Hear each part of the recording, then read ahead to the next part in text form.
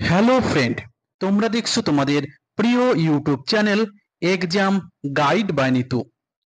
বন্ধুরা, তোমাদের SSC MTS পরীক্ষা শুরু হয়ে গেছে।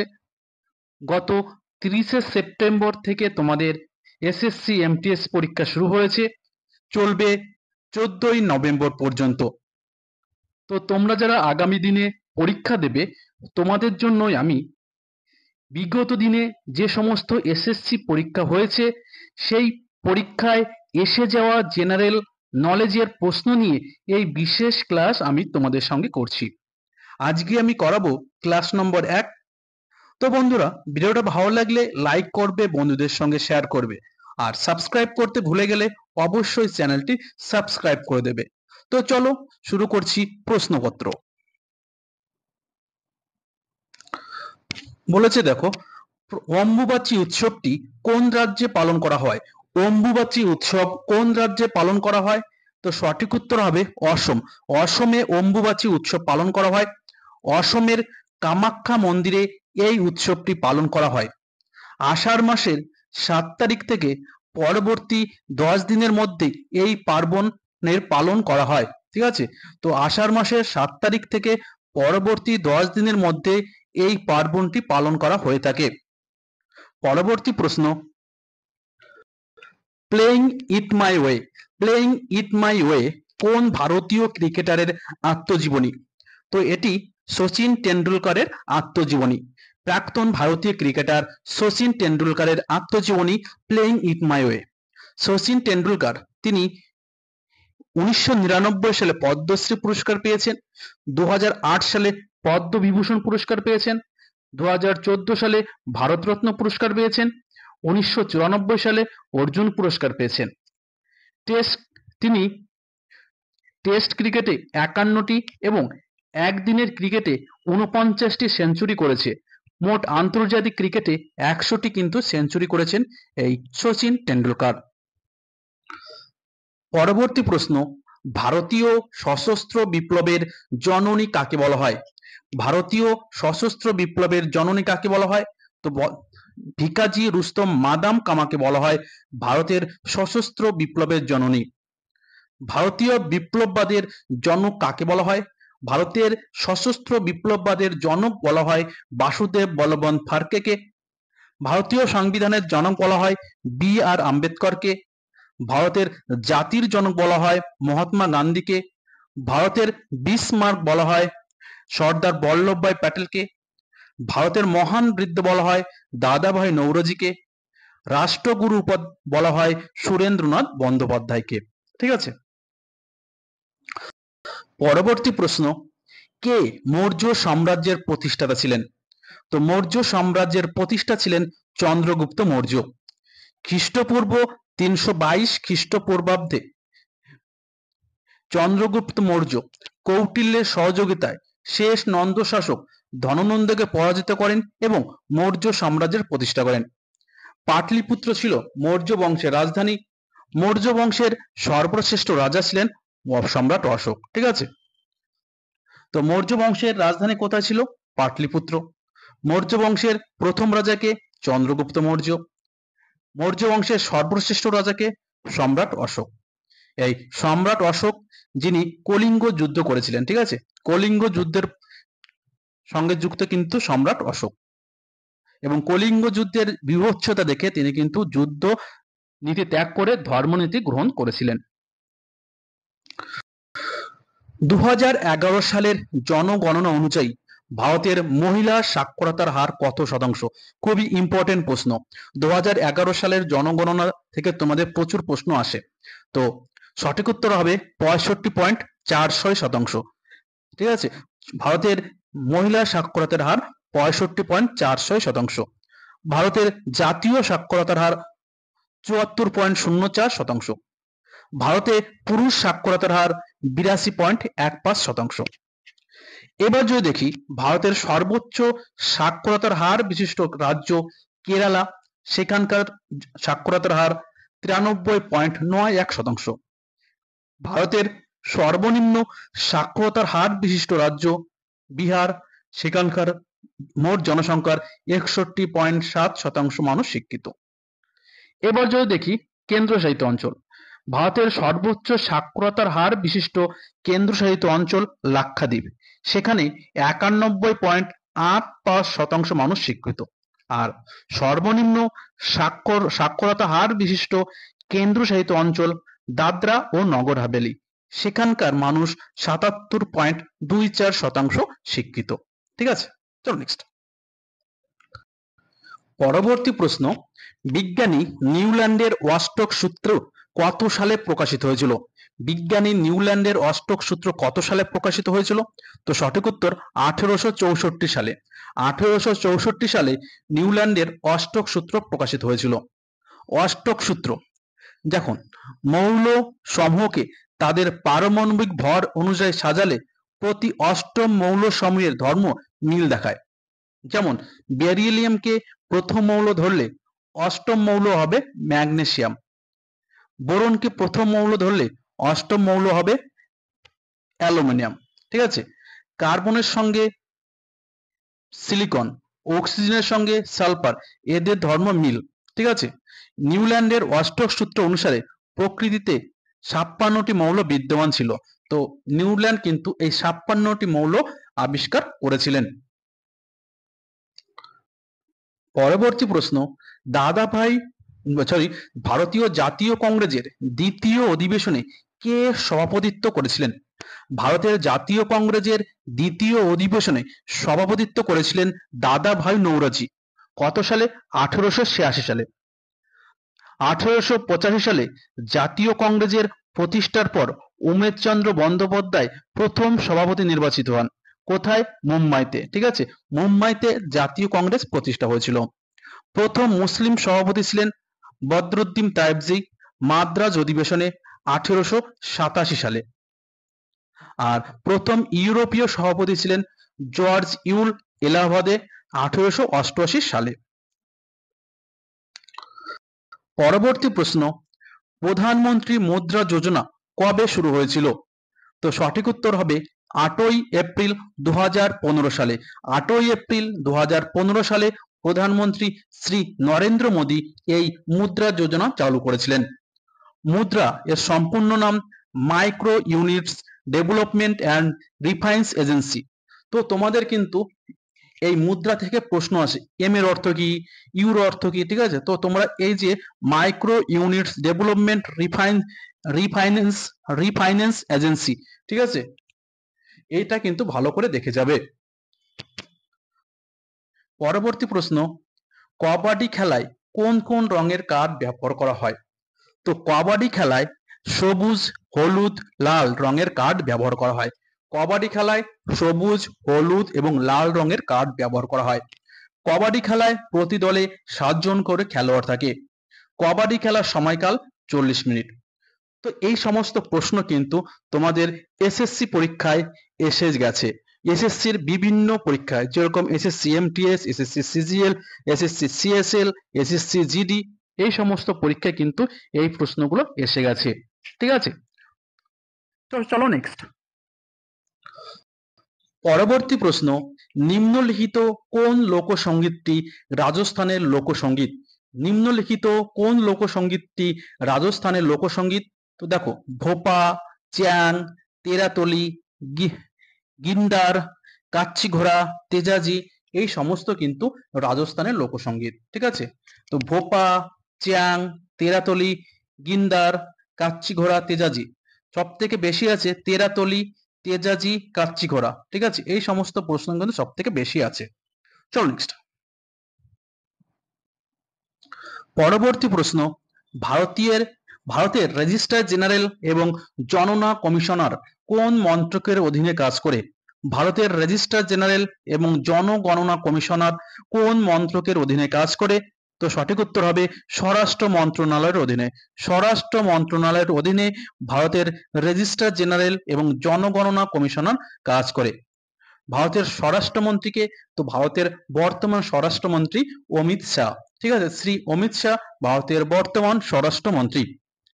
ভারতের বর্তমান রেজিস্ট্রার জেনারেল এবং সেন্সাস কমিশনার হলেন মৃত্যুঞ্জয় কুমার নারায়ণ। ঠিক আছে, মৃত্যুঞ্জয় কুমার নারায়ণ, এবং তিনি হলেন ভারতের বর্তমান সেন্সাস কমিশনার। পরবর্তী প্রশ্ন 12 নম্বর প্রশ্ন, সতীদাহ প্রথা বন্ধ করার সময় ভারতের গভর্নর জেনারেল কে ছিলেন? তো তিনি হলেন Lord William Bentinck. Lord William Bentinck ছিলেন গভর্নর জেনারেল যখন সতীদাহ প্রথা বন্ধ করা হয়। লর্ড উইলিয়াম বেন্টিং রাজা রামমোহনের সহযোগিতায় 1829 সালে সতীদাহ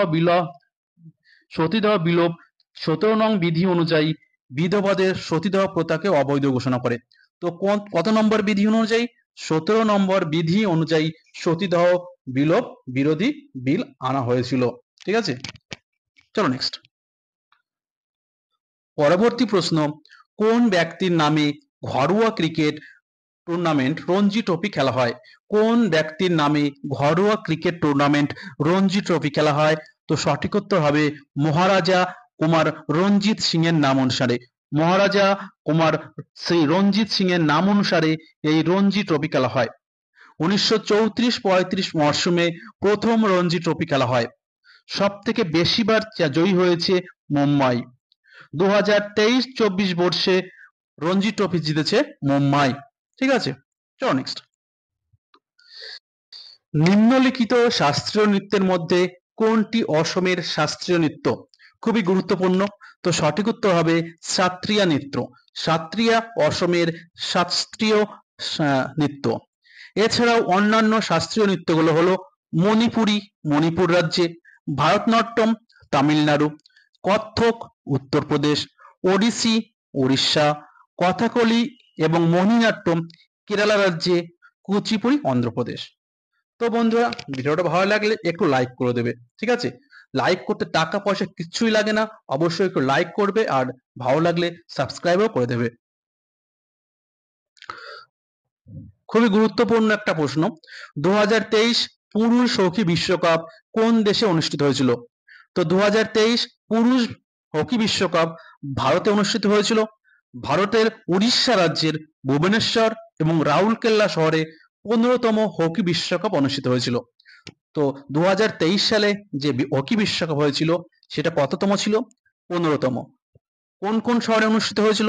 ভুবনেশ্বর এবং রাউরকেল্লা। দেখো, খেলা হয়েছিল কলিঙ্গ স্টেডিয়াম এবং বিরসা মুন্ডা আন্তর্জাতিক হকি স্টেডিয়াম। ঠিক আছে, এই খেলাগুলো হয়েছিল। আর এবারে চ্যাম্পিয়ন হয়েছিল কে? তো জার্মানি হয়েছিল চ্যাম্পিয়ন এবং রানার্স আপ হয়েছিল বেলজিয়াম। আর প্রথম হকি বিশ্বকাপ শুরু হয়েছিল স্পেনের বার্সেলোনায় 1971 সালে। 1971 সালে প্রথম হকি বিশ্বকাপ অনুষ্ঠিত হয়েছিল। পরবর্তী প্রশ্ন দেখো, 2011 সালের জনগণনা অনুযায়ী ভারতের জনসংখ্যা বৃদ্ধির হার কত শতাংশ? ইম্পর্টেন্ট প্রশ্ন। 2011 সালের জনগণনা অনুযায়ী ভারতের জনসংখ্যা বৃদ্ধির হার ছিল 17.64%। কত? 17.64%। সব থেকে বেশি জনসংখ্যা বৃদ্ধির হার ছিল মেঘালয় রাজ্যে। মেঘালয়ে জনসংখ্যার বৃদ্ধির হার ছিল 27.95%। আর নাগাল্যান্ডের জনসংখ্যা বৃদ্ধির হার ঋণাত্মক হয়েছিল, সেখানকার জনসংখ্যা বৃদ্ধির হার ছিল -0.58%। ঠিক আছে, -0.58% জনসংখ্যা হার বৃদ্ধি ছিল। পরবর্তী প্রশ্ন 17 নম্বর প্রশ্ন, কোন অপারেশনের মাধ্যমে ইউক্রেন থেকে ভারতীয়দের ফিরিয়ে আনা হয়েছিল?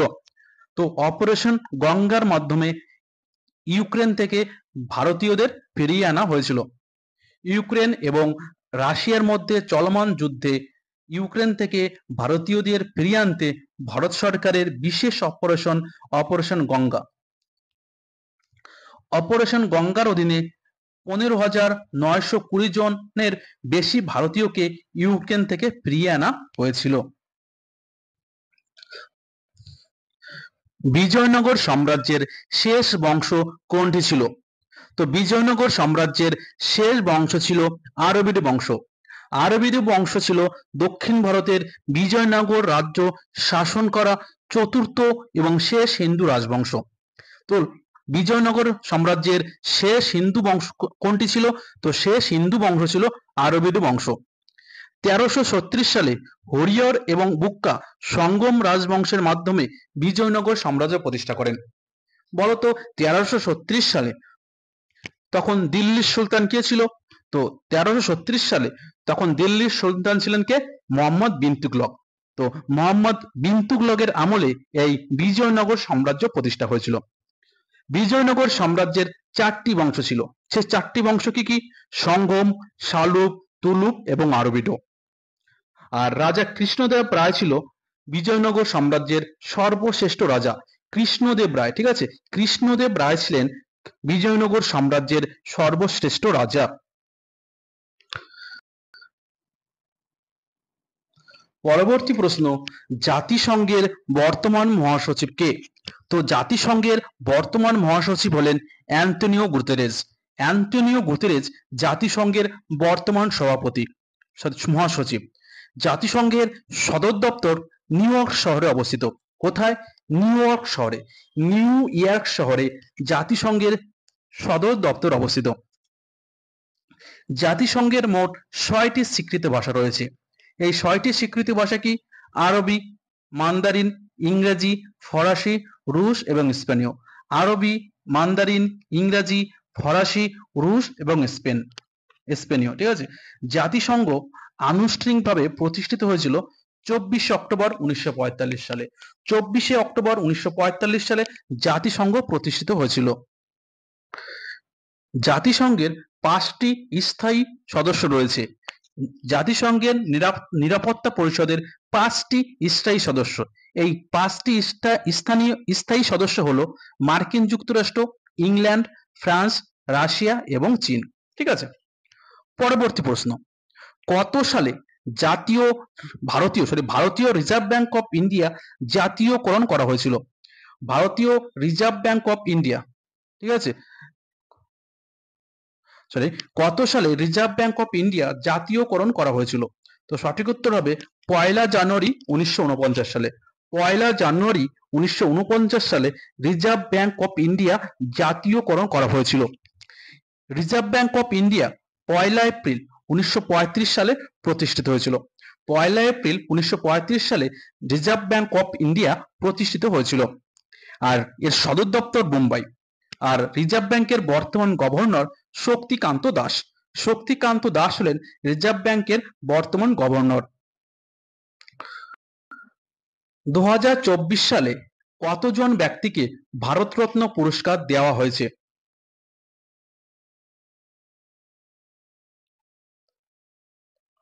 তো 2024 সালে 5 জন ব্যক্তিকে ভারতরত্ন পুরস্কার দেওয়া হয়েছে। এই 5 জন হলেন কর্পূরী ঠাকুর, তিনি মরণোত্তর পেয়েছেন।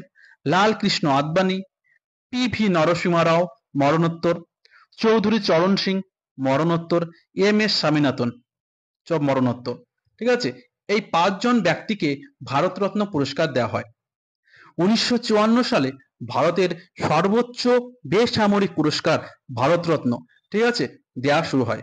1954 সাল থেকে ভারতরত্ন পুরস্কার দেওয়া শুরু হয়। পরবর্তী প্রশ্ন, ভারতের কোন রাজ্যে সবচেয়ে বেশি ডাল উৎপাদক রাজ্য? ভারতের কোন রাজ্য সব থেকে বেশি ডাল উৎপন্ন হয়? তো সঠিক উত্তর হবে রাজস্থান। ভারতের রাজস্থানে সব থেকে বেশি ডাল উৎপন্ন হয়। রাজস্থান বার্ষিক 4821.84 টন ডাল উৎপাদন করে। তো 4821.84 টন প্রতি বছর ডাল উৎপাদন করে। আর ডাল উৎপাদনে দ্বিতীয় স্থানে রয়েছে মধ্যপ্রদেশ। পরবর্তী প্রশ্ন, নিম্নলিখিত কোন অনুচ্ছেদ অনুযায়ী সুপ্রিম কোর্ট এবং হাইকোর্ট রিট জারি করে? তো সুপ্রিম কোর্ট 32 নম্বর অনুযায়ী এবং হাইকোর্ট 226 নম্বর অনুযায়ী রিট জারি করতে পারে, ঠিক আছে। সুপ্রিম কোর্ট 32 নম্বর অনুচ্ছেদ অনুযায়ী এবং হাইকোর্ট 226 নম্বর অনুচ্ছেদ অনুযায়ী রিট জারি করতে পারে। সংবিধানে মোট 5 ধরনের রিট জারি করার কথা বলা রয়েছে। এই 5টি রিট হলো habeas corpus, mandamus, prohibition, certiorari এবং quo warranto. Habeas corpus, mandamus, prohibition, certiorari এবং কু ওয়ারেন্টো, এই 5টি রিটের কথা কিন্তু ভারতীয় সংবিধানে বলা রয়েছে। পরবর্তী প্রশ্ন, MGNREGA যোজনায় কত দিনের কাজের গ্যারান্টি দেওয়া হয়েছে? MGNREGA যোজনায় কত দিনের কাজের গ্যারান্টি দেওয়া হয়েছে? তো সঠিক উত্তর হবে 100 দিনের।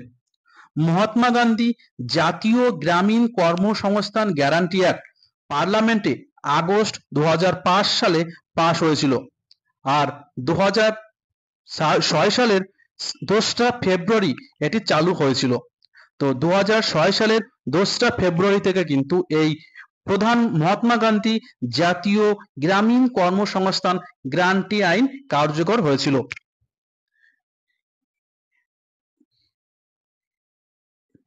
এর লক্ষ্য কি? MGNREGA এর লক্ষ্য প্রতিটি গ্রামীণ পরিবারকে প্রতি বছর 100 দিনের নিশ্চিত কর্মসংস্থান প্রদান। MGNREGA এর সম্পূর্ণ নাম Mahatma Gandhi national rural employment guarantee act. Mahatma Gandhi national rural employment guarantee act, এটা সম্পূর্ণ নাম। কত বছর বয়সী লোকেরা অটল পেনশন যোজনার জন্য নাম নথিভুক্ত করতে পারে? অটল পেনশন যোজনার জন্য নাম নথিভুক্ত করতে পারে। তো সর্বনিম্ন 18 এবং সর্বোচ্চ 40 বছর, সর্বনিম্ন 18 এবং সর্বোচ্চ 40 বছর পর্যন্ত ব্যক্তিরা অটল পেনশন যোজনায় নিজেদের নাম নথিভুক্ত করতে পারে। একজন নথিভুক্ত ব্যক্তি 60 বছর বয়সে পেনশন পেতে শুরু করবে। অতএব অটল পেনশন যোজনার অধীনে গ্রাহকের টাকা রাখার ন্যূনতম সময়কাল 20 বছর বা তার বেশি হতে হবে। তো একজন ব্যক্তি 20 বছর বা তার বেশি টাকা রাখলে তবেই সে 60 বছর বয়সে গিয়ে অটল পেনশন যোজনার অধীনে পেনশন পাবে। অর্থ কমিশন। পরবর্তী প্রশ্ন, অর্থ কমিশন কে গঠন করতে পারে? তো ভারতের রাষ্ট্রপতি অর্থ কমিশন গঠন করতে পারে। অর্থ কমিশন প্রতি 5 বছর অন্তর বা মধ্যমেয়াদে প্রয়োজন অনুযায়ী রাষ্ট্রপতি গঠন করতে পারে। ভারতীয় সংবিধানে 280 নম্বর ধারায় অর্থ কমিশনের কথা বলা রয়েছে। প্রথম অর্থ কমিশন 1951 সালে গঠিত হয়। এন.কে সিংহ ভারতের 15তম অর্থ কমিশনের প্রধান। এর সময়কাল 1 এপ্রিল 2020 থেকে 31 মার্চ 2026 পর্যন্ত, তো প্রায় 6 বছর। 15তম অর্থ কমিশনের চেয়ারম্যান হলেন নন্দ কিশোর সিং বা এন.কে সিং। এছাড়া অন্যান্য সদস্যরা হলেন অজয় নারায়ণ ঝা, অলোক লাহিড়ী, অনুপ সিং এবং রমেশ চন্দ। তো অর্থ কমিশনে মোট চেয়ারম্যান সহ আরো 4 জন সদস্য থাকতে পারেন। তো অর্থ কমিশনে মোট চেয়ারম্যান সহ 5 জন সদস্য থাকতে পারেন। তো বন্ধুরা, ভিডিওটা এই পর্যন্তই। ভিডিও ভালো লাগলে লাইক করবে, বন্ধুদের সঙ্গে শেয়ার করবে। আবার দেখা হবে। ধন্যবাদ।